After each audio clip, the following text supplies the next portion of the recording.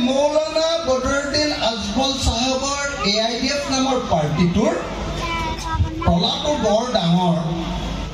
সেই তলাটোহে অকল বদৰুদ্দিন আজমল সাহেবৰ লগত থাকে চাবিটো দিছপুৰৰ হিমন্ত বিশ্ব শৰ্মাৰ থাকে হিমন্ত বিশ্ব শৰ্মাই যেতিয়া তলাটো খুলি দিয়ে এনেকে চাবিটো লৈ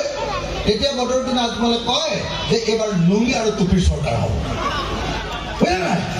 আকৌ যেতিয়া কয় যে আকৌ তলাটো বন্ধ কৰি দিয়ে এতিয়া কয় যে নাই নাই নাই নাই নাই কংগ্ৰেছটো বহুত বেয়া পাৰ্টি বদৰ চাহেব হয়নে